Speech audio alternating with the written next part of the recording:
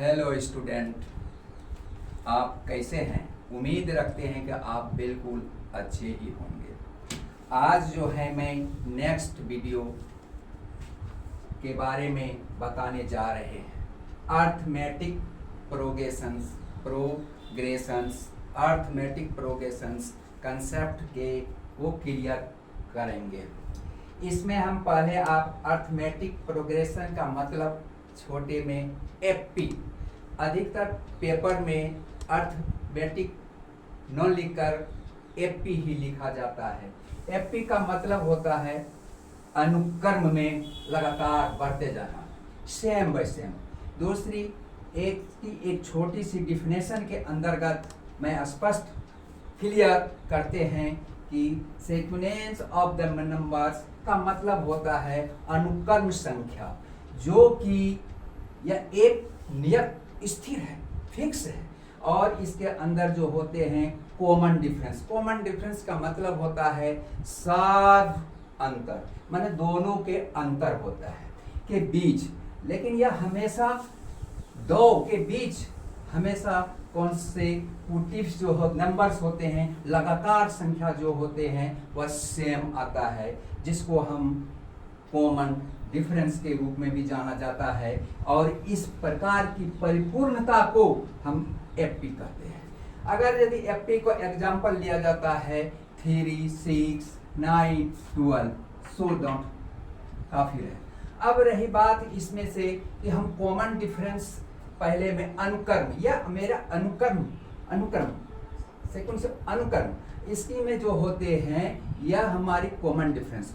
तो हम एक example A1, A2, A3, A4 so on, अगर इस तरह का है एफपी में ही, एफपी में है, तो हम इससे हम कॉमन डिफरेंस कैसे निकालेंगे?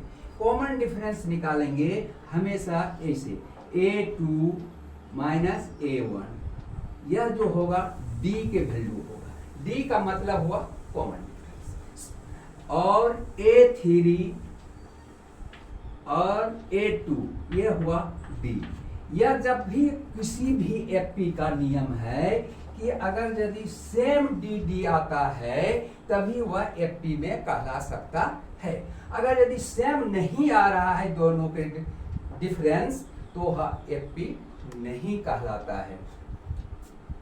इसके बाद यह देखना है कि यह सम एग्जाम्पल जो हमने दिए हैं 3, 6, 9, 12, इसके हमने एफपी में दो पार्ट को भी बांटते हैं। क्या बांटते हैं? पहले में से इसमें 3, 6, 9, 12 ये दिया हुआ है। इसमें होता है क्या? फर्स्ट देखिए, अभी मैंने बताए हुए हैं A1, A2, A3, A4, यह हुआ A1, ये हुआ A2, ये हुआ A3, ये हुआ A4। यस, तो ए हमने डिफरेंस जब निकालते हैं तो A2 माइनस A1, यह जब करते हैं तो यहाँ हम माइनस करेंगे 6 माइनस 3 इजिकल टू 3, और फिर A3 माइनस A2, तो इसका यह होगा 9 माइनस 6 इजिकल टू 3। यह दोनों का कॉमन डिफरेंस जो है हमारा सेम आता है। इसका स्पष्ट होता है यह एफपी में है। अगर हमें कोई कहता है find the FP and FP में दिया हुआ है, हमें निकालना है फाइंड द फर्स्ट टर्म। इसमें अब रहा first terms and common difference, common difference.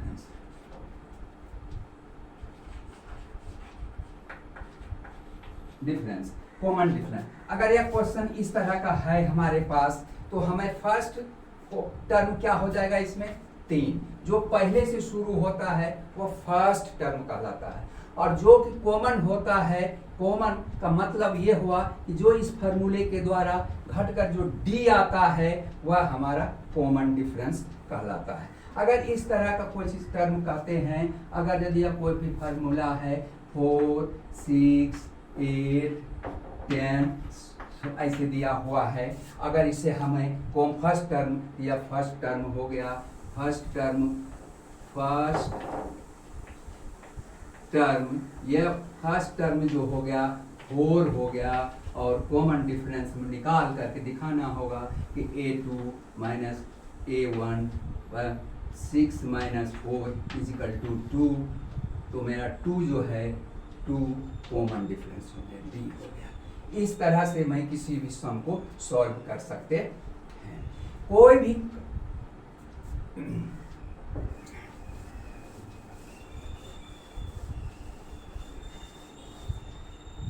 अब रही बात क्वेश्चन कुछ एफपी बनाने का।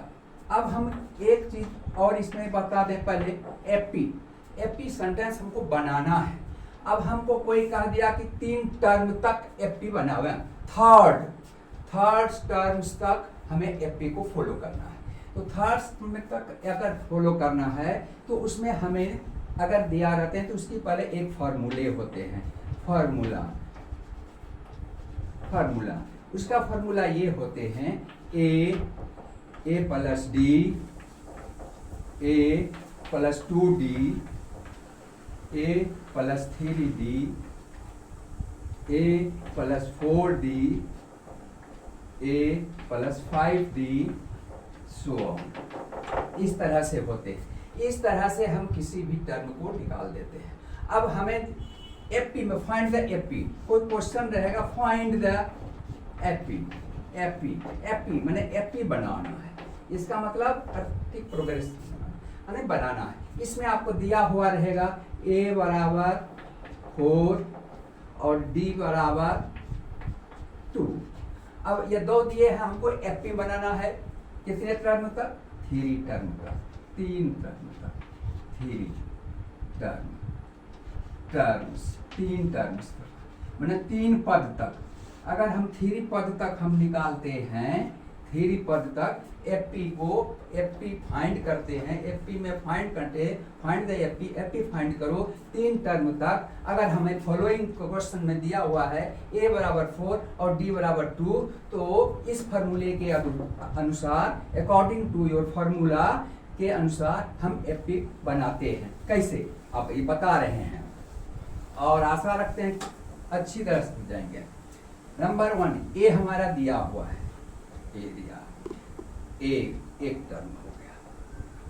दूसरा a प्लस डी यानी 4 प्लस 2 या 2 6 हो गया। तीसरा a plus 2d equal to 2 4 plus 2 गुना 2 यानी 1 हो गया। तीसरा a प्लस 3d, ये 4 प्लस 3 गुना 2 इजिकल टू 10। यह मेरा एफपी हो गया। अब यह 4 6 8 10 यह एफपी में एफपी। इस तरह से हम एफपी निकाल सकते हैं। अगर 3 निकालेंगे तो एक मेलेस है और एक प्लस 3, तो हम 3 भी निकाल सकते हैं, 4 भी निकाल सकते हैं। इससे को कोई डिफरेंस नहीं है। 3 1 2 3 एफपी हमने निकाल दिए। इस तरह से हम कोई भी टर्म का एफपी निकाला जाता है। इसके बाद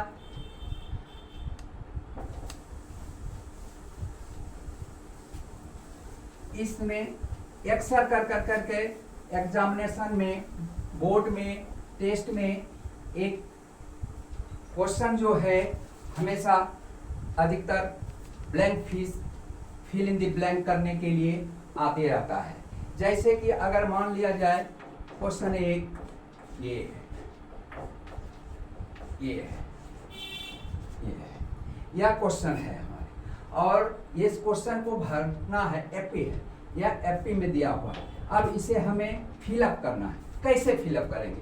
तो हमने पहले तुरंत फिलअप करने की सिस्टम पकड़ेंगे वो फार्मूला को। कौन से फार्मूला को? जो कि हमने अभी तुरंत बताए थे। ए 1 टर्म्स, सेकंड टर्म, ये सेकंड टर्म लिख दिए। सेकंड टर्म 13, 1 2 3 4, ये 4 टर्म हुआ, 4 टर्म हुआ, a प्लस 3d हुआ। यह दो इक्वेशन हो गया, यह दो इक्वेशन हो गया। यह दो इक्वेशन से हमें, इस दोनों इक्वेशन से पहले हम फर्स्ट टर्म निकालेंगे और इसके बाद d निकालेंगे, जिसे हम कॉमन डिफरेंस कहते हैं, जिसको हम हिंदी में सार अंतर कहते हैं, इसको हम प्रथम पद कहते हैं। अब पहले प्रथम पद और सार अंतर के बीच के ये दोनों दिए हुए हैं, इसे हम विलोपन विधि से या प्रतिस्थापना विधि से, किसी भी विधि से हम इसे निकाल सकते हैं। यह दो इक्वेशन को हम सब्ट्रैक्टेड कर देंगे, सब्ट्रैक्ट 1 एंड सेकंड, सब्ट्रैक्ट कर दिए, सब्ट्रैक्टेड, घटा दिए, इसको जब माइनस कर दिए, माइनस माइनस कर दिए, अब ये कट गया, ये दोनों आपस में घट जाएंगे, 2d बच जाएगा, ये घट जाएगा 10 हो जाएगा। अब d निकालेंगे, d बराबर 10 बटे माइनस 2, अब यह कट जाएगा 5, यानी माइनस 5, हमें d जो है माइनस 5 आ गया, यह d हमारा जो है अब माइनस 5। अब a मालूम नहीं है, a मालूम नहीं तो a निकालना है, तो अब लिखेंगे first equation, first putting the value, ऐसे ही लिख देंगे, putting the value of d in equation first में जो है हम d का मान बैठा देंगे, d का जब मान बैठा देंगे, d का मान बैठाएंगे तो a प्लस 2d बराबर 13 ये था, और इसमें d a plus 2 minus minus 5 is equal to 13, a minus 10 is equal to, यह जब इस इक्वल चिन्ह के बाद राइट साइड में जाते हैं, LH से RH की ओर जाते हैं, तो चिन्ह में परिवर्तन हो जाता है, तो यहाँ माइनस है, या राइट साइड की ओर जब जाएंगे तो यह प्लस हो जाते हैं, 10 इज इक्वल टू 23, यह हमारा फर्स्ट टर्म निकल गया, तो हम फर्स्ट टर्म को इसमें लिख देंगे, ए हमारा मालूम हो गया। अब हमें थर्ड को निकालना है, थर्ड को निकालने का नियम,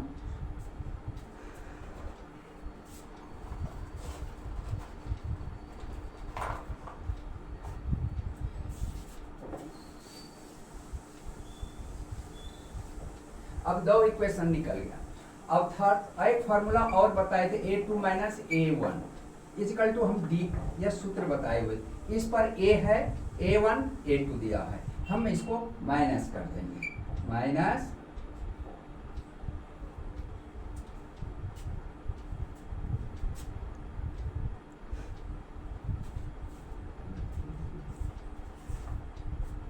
कट कर। अब हमें आपको बताएंगे कि जो 10th क्लास के पेपर में कुछ फिलअप करने के लिए एपी में आते हैं, जैसे कि फॉर एग्जाम्पल के लिए एक क्वेश्चन है, 1 नंबर में इस तरह से क्वेश्चन आपको फिलअप करना है। ये इसका टर्म हम पहले बताए थे, a plus D, a plus 2d, a plus 3d, इस तरह के हम फार्मूले को बताए हुए हैं। a इसका हुआ, d a प्लस डी ये हुआ, a प्लस 2d ये हुआ, a प्लस 3d ये हुआ, इस तरह से ये सीरियल लिखे। इसमें से हमें a प्लस डी दिया हुआ है और ये दिया हुआ है 3, इसमें ये दो इक्वेशन हो गए, यह मेरा दो इक्वेशन हो गए। यह दोनों इक्वेशन को हम सब्ट्रैक्टेड कर देंगे, subtracted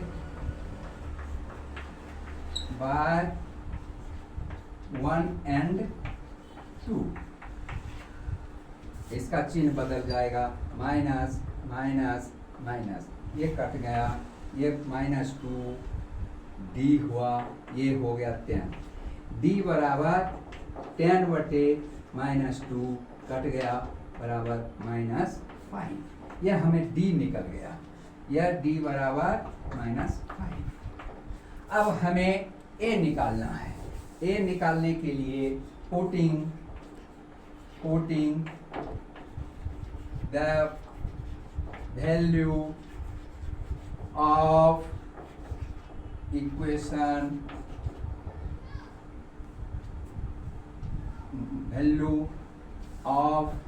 d in equation 1, a plus d is equal to 13, a plus -5 is equal to 13, a minus 5 is equal to 13।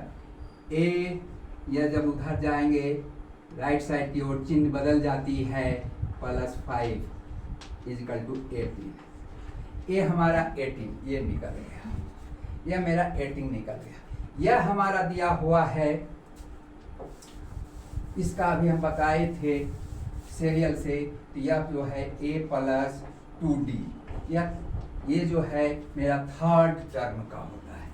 ये हमारा 18 हो गया प्लस 2d मेरा 5 हो गया, यह 18 माइनस 10 इज इक्वल टू 8। मेरा थर्ड टर्म जो है 8 हो गया। इस प्रकार से हम एपी कंप्लीट कर देते हैं। और यह एक्स्ट्रा जो है देखा गया है 10th क्लास के बोर्ड के पेपरों में भी कभी कभी आ ही जाता है। इस एपी में अभी बहुत कुछ बाकी है, जिसको हम नेक्स्ट वीडियो में आपको कल नेक्स्ट डे इसे फिर एक वीडियो बनाएंगे, जिसमें कि इसके फार्मूले के द्वारा एपी को सॉल्व कर करके बताएंगे।